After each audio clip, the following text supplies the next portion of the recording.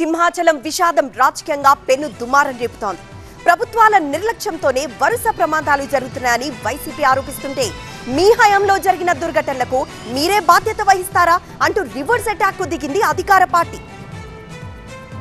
సింహాచలం గోడకూలిన ఘటన ఏపీ రాజకీయాలను మరోసారి వేడెక్కించింది. చంద్రబాబు అధికారంలోకి వస్తే ఆలయాల వద్ద ప్రమాదాలు సర్వసాధారణమైపోయాయి అంటూ వైసీపీ నేతల విమర్శలతో విరుచుకుపడుతున్నారు.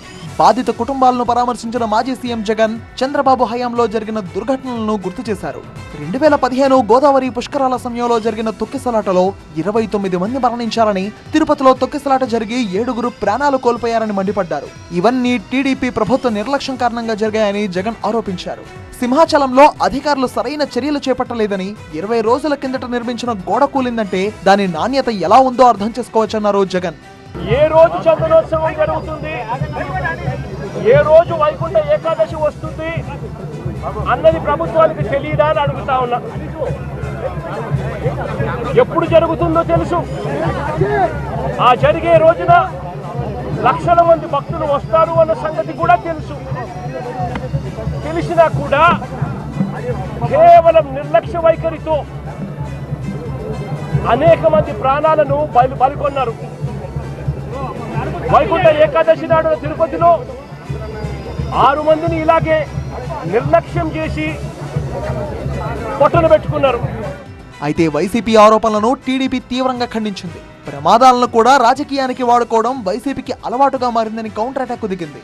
వైసీపీ హయాంలో కూడా పలు దుర్ఘటనలు జరిగాయని, శవ రాజకీయాలు చేయడం వైసీపీ మానుకోవాలని సూచించింది టీడీపీ. భారీ వర్షం వల్ల గోడ కూలింది. ఆ గోడ కూలుతుందని మనమేం ఊహించలేదు. కానీ జరగకుండా ఉండాల్సింది. భవిష్యత్తులో జరగకుండా చర్యలు తీసుకుంటాం. మనకు అక్కడ 1,00,000 మంది వచ్చేదానికి 4-5 లక్షలు వచ్చేదానికి చాలా వ్యత్యాసం ఉంటుంది. ఇది ఈ రోజున జరుగుతూ ఉంది. కూటమి ప్రభుత్వంలో ప్రజలు ఒక విశ్వాసం, నమ్మకంతో భవిష్యత్తులో జరగకుండా జాగ్రత్తలు తప్పకుండా కూటమి తీసుకుంటారు. దయించి శవ రాజకీయాలు చేయొద్దని వైసీపీ వాళ్ళు కోరుతా ఉన్నాం. ఇలా ఆరోపణలు ప్రత్యారోపణలతో ఏపీ రాజకీయం మరోసారి వేడెక్కింది. ప్రమాదాలు, దుర్ఘటనలు జరిగినప్పుడు రాజకీయ పార్టీలు బాధ్యత వహించడం కంటే ఒకరిపై ఒకరు బురద చల్లుకోవడానికే అత్యధిక ప్రాధాన్యత ఇస్తున్నాయి అన్న చర్చ ఇప్పుడు భారీగా జరుగుతోంది. మరోవైపు సింహాచలం విషాదంపై ఏపీ ప్రభుత్వం విచారణకు ఆదేశించింది. కూటమిని కూడా ఏర్పాటు చేసింది. బాధిత కుటుంబాలకు అండగా ఉంటామన్న చంద్రబాబు సర్కార్ మృతుల కుటుంబాలకు 25 లక్షల రూపాయల ఎక్స్గ్రేషియాను ప్రకటించింది.